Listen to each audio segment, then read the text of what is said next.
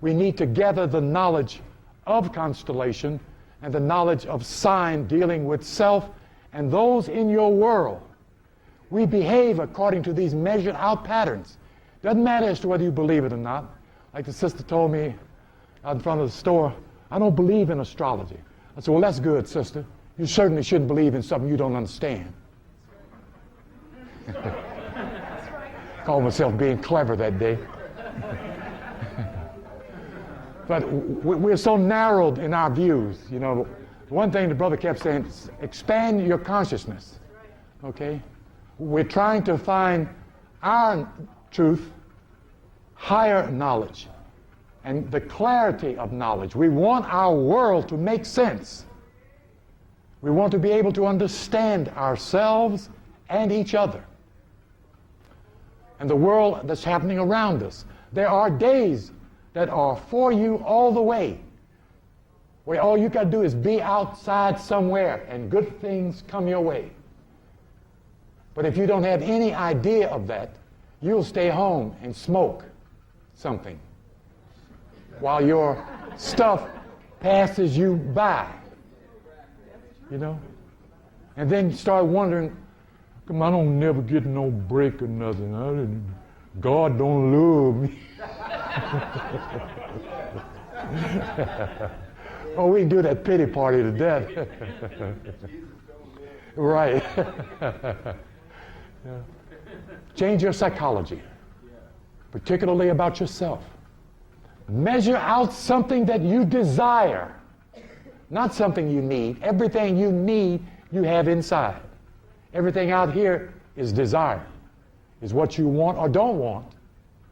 Or you're convinced yourself that you're not worthy of it, or you can't, or you don't know how, or you ain't got, you know. That's what gets you into the pity party. That's called self-sabotage. You know, talk yourself out of it. You know, and probably the greatest test of that, when you get to this level, ask God for a number, and He'll give it to you, and you won't play it, and it'll come out. Yeah.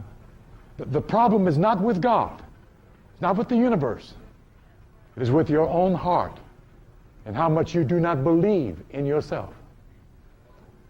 And you hear black folks, I believe Jesus, I believe in Jesus, I believe.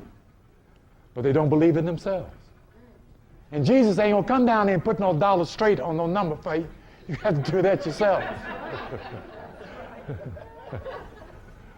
Yeah. Right. This concept of money is a symbolism which makes the universe full in its abundance of wealth. Noble Drew Ali told the Moors of 1920 and 23, each Moor stood to inherit $1 million each. That's what he told poor black folks during the Depression when they were eating chicken bones and rice. And black folks couldn't even dream, nor hope, or wish they could become a millionaire. They dared not. And every time you pick up the paper in some part of America, somebody just won some millions of dollars. Where's yours? And what's your excuse for not taking $1 out of your pocket and going bet? One black woman in Chicago read a chapter in the Bible, got ready to close, and the Spirit said, open that back up. Write those verses down. Now go play them. $6 million. And she said in the article, I didn't go work for that white woman that day.